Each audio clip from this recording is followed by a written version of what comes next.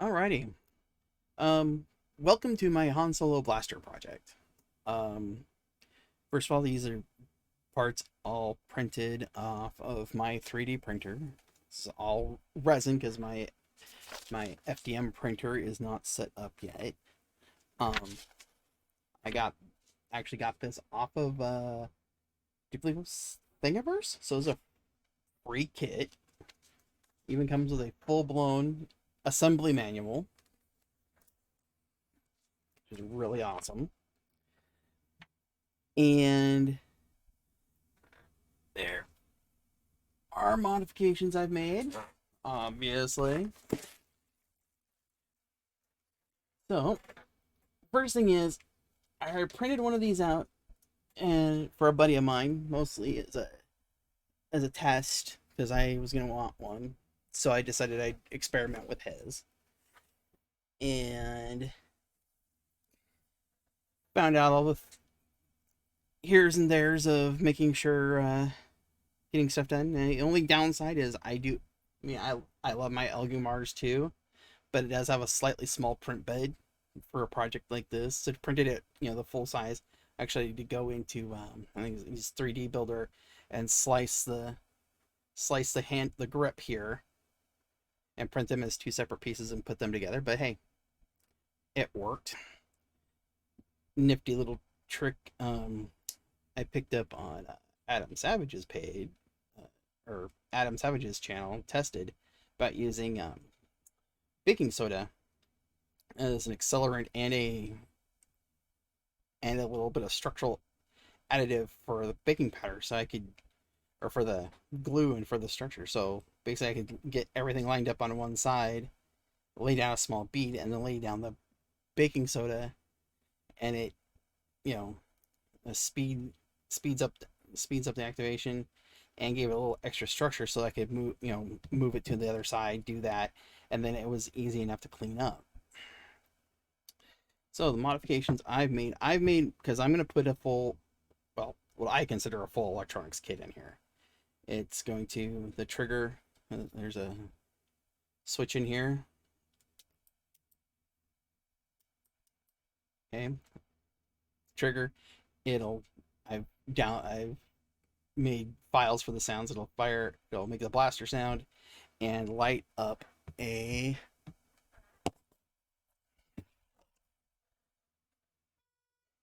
set of these three LEDs. Will light when it fires. I'm using an Adafruit board for this, which is connected to its speaker. It's a really simple setup. Yes, I know my soldering is not the greatest, but it's been a long time since I've done soldering, much less fine electronic soldering. This speaker, the mount through here. The board will be attached to this stud in here, and then the battery pack will ideally sit there. And I have the little piggyback setup, but for it, normally you would just piggyback that straight onto the board. You don't have to, but in this, normally just for ease you would. So what that does is it allows you to use the USB not just to program in your sounds, but then allows it to charge the battery, which I also have. Yes, there we go.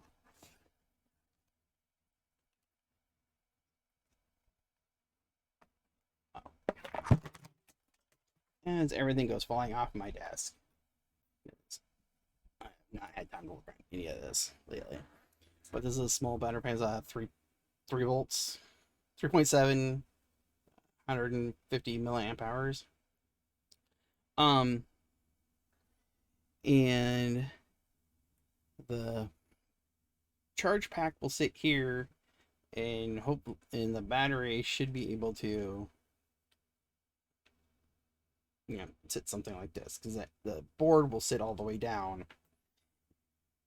giving me access to this port, to the USB port, through this bottom panel, which is held in with this. And the kit already, it already comes with this whole pre-done in this mounting plate. So all I have to do is drill the actual hole in here, which I have found that drilling into resin can be a tedious process, because I already fried one of these trying something that did not work. Well, I'll show you. And ended up sending this portion of it flying clear across my office, and then it cracked all the way along here. All the way up to here. And as you can see, this first attempt at the handle did not work very well. So this was probably going to go out the window anyway. It was probably going to get redone.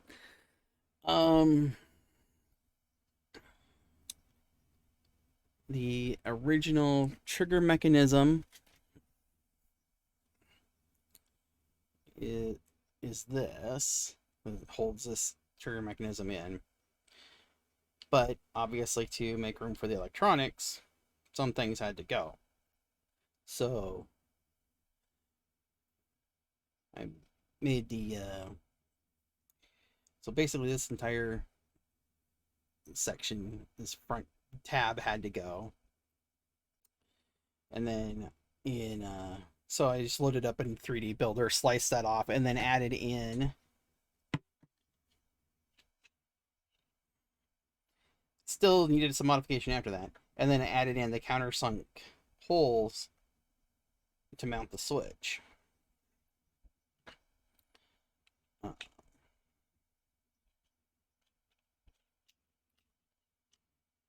And no, I didn't film any of that, and that, like I said, this is my first go at building something for a YouTube video.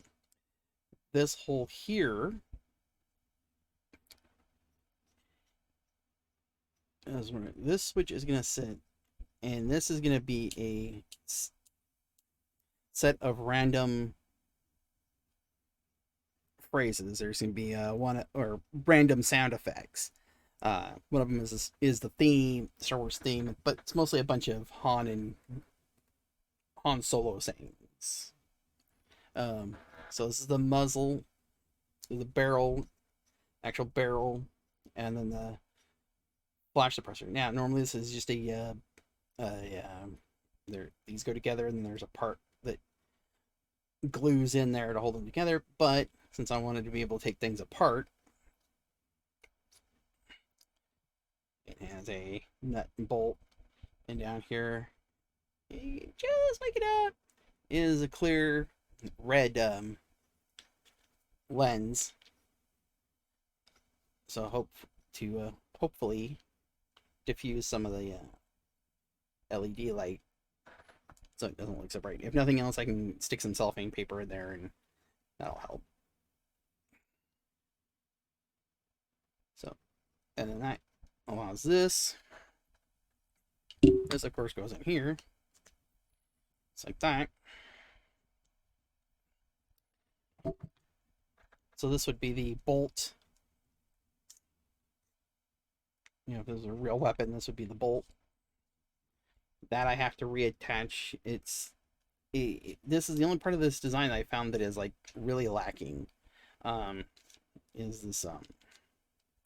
the sight marker for the ranges, because it can go up, but it's really finicky. But if I can find it, it's a little teeny tiny metal piece. But anyway, I got a piece of rod that is going to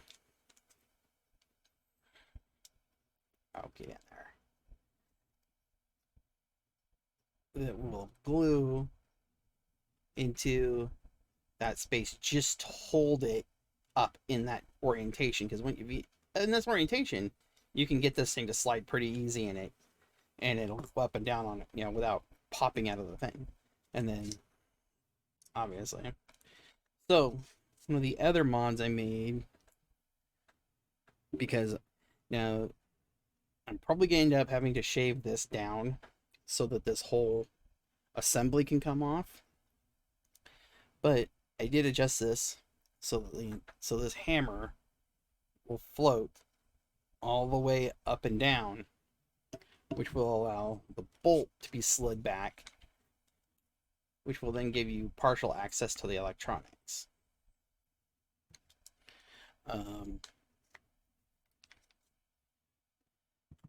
These studs on the outside, this is normally just a on camera, try it in camera. These studs normally are just resin pins, well, or just pins. In my case, they'd be resin since they're printed in. But the pins, and they would just go through and basically glue this in place. But I wanted to have, like I said, I'm going to be able to just assemble this. These are the spacers. This is for the scope. This is a scope mount. And then I have thumb screws, the nuts in them. And normally this, I mean, this is how, in a real weapon, if you had a side mounted scope on it,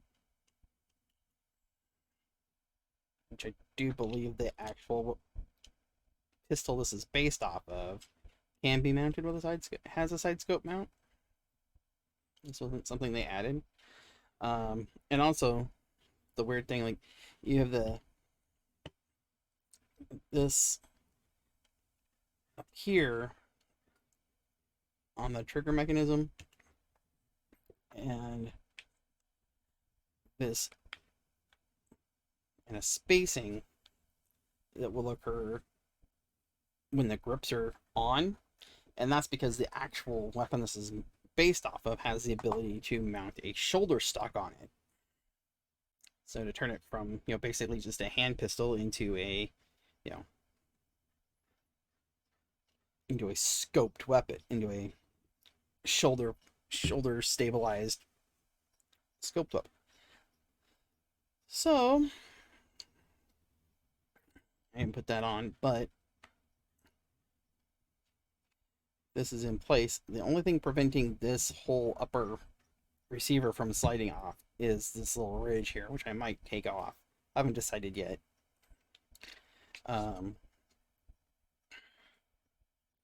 Then we have, and this is the switch, and this is the, actually that's probably the wrong, but it's not the one I have already put together. But ideally, with this, we'll go through here, we'll hit this, and this will be the exterior button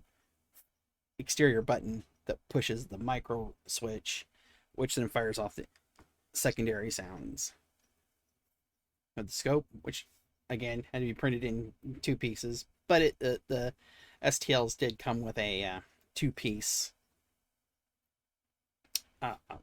system already, because this is a long, I mean, you tell it's almost as long as the whole blaster. Outer rings, which those will be it. Do those in a nice brass. And then this is the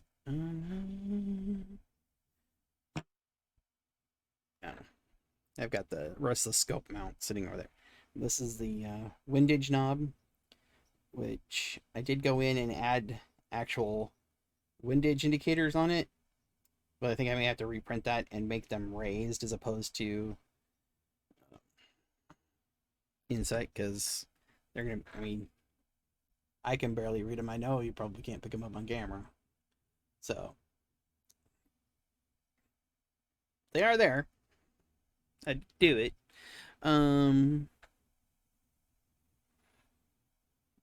Yeah, the other parts are just the, yeah, let's grab them here.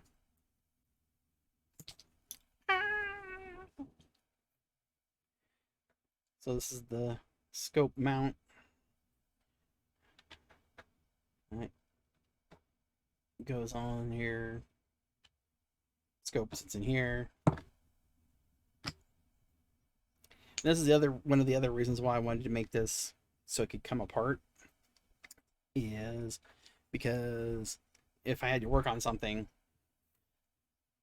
having the scope hanging around would just make for a real pain in the keister.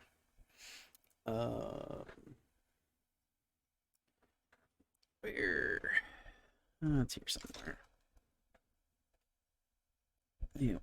Other modification that's on my mind. There's a basically what would be the oh god, I can't remember what it's called off the top of my head. But anyway, the part that would like a slide lock. I know it's not called the slide lock, but essentially, probably the oh god, I can't remember what the term is off the top of my head now. But it goes in here, and that's what prevents this from moving back and forth on its own. Probably use a pin and maybe a magnet to hold so that it's removable, so that the slide can come out. Because normally it just glues in there to keep it all together. Oh, found it. This part right here. All it does is sit there. This is probably on the actual weapon. When it locks back, this is probably you hit this and it allows the receiver to, or the bolt to go forward again. So I'll probably get this down so I'll make sure the fit is good, and then probably put a pin and a small magnet in here and another magnet in here, so that it sits in place and isn't easily jostled out of there, and then I can always pull it out. I'm probably going to use this one because I've already got the one side pinned in and glued. Probably use this as on this side, glue it in, and then grind that down. Obviously the more decorative than anything, but this is the grill piece, the front grill. I think that covered, grips, these are going to be done in, these are going to get painted for a wood grain look. This is mostly going to be black, as everything needs to get primed. I'll do the bolt. We get done in a metal. I'm thinking probably what I'm going to do with this is a prime it black, dry brush this ridging silver, probably do this in silver, do the muzzle, do the flash suppressor in silver, and then go back over this part and this part with like a black wash. That's probably what I'm going to do. This is going to be painted. I might even print something to put over the top of this on like a knurled knob to glue to that so it doesn't look like a screw. So let's see, do I have the actual piece? Yeah, okay. Because this is the actual piece. Focus. That is supposed to go in there. It is the pin to hold that in place, and it's knurled along along the edge. Apparently I'm going to have to work on my focusing.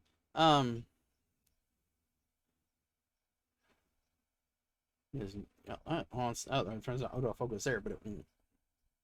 Oh, there we go. You can see a slight knurl on it, but that'll probably get changed. So I'll probably use this as a template to make a cap for the screw. Quick focus. Focus. Anyway. So yeah, so I'll probably get a cap for the screw. Yeah, I think that covers it. Hopefully this summer I'll at least put out one video a week where I'm, documenting what's been going on. Right now I'm basically at the finish of the painting and assembly. and I didn't document any of the prep work or anything on this, mostly because I was doing this in like the downtime I had after my new job. So I'd have like, maybe like an hour a day or something to work on this. So it was like, okay, time to bust out the Dremel, do a little sanding. I did actually spend some time. I have a like taking like a dust extraction setup. I do have I do use a respirator when I'm doing it. So I probably won't film the priming because I'm gonna do that outside. It's just be spray can. I'm not gonna try and get all fancy and do it in my booth for my airbrushing booth. But a lot of most of the other painting will be done by hand. So yeah, so I should be filming all of that. Yeah, debating on whether I'm gonna do something about the. I may not paint. Well, I may not do anything about the blue because then that just happened to be the color of resin that was in the printer when I did this part. Same with the black. The black was in the printer when I decided to do it. As you can see from some of the other, these are some of the from the other receiver and this failed print of the grill cover, and some of the other random bits and bobs of printing. Was what was handy. So yeah. Oh, let's get. Do I have? Yeah, there. One of them's in, but I also have the little grip inserts, and those will be done as a brass. This one doesn't have it in it, but I'll tell you, getting the fitment was definitely the biggest problem. I think with if I had a complaint about this kit, it would be the fitment of things. Some things went together really well, but some of the spacing is off. Some of the sizing is off. I mean, it might be because I'm printing it in resin instead of in the FDM, but yeah. So I kind of run into that with my other project. It's sitting over there. It's the Razor Crest. It didn't, and that will be a project after this. I actually have that all printed. And I plan on lighting it and doing an interior, which is going to be a lot of work. But that's neither here nor there. That's for later on. Okay, well, I guess that's going to do it for this, and I will see you all next week.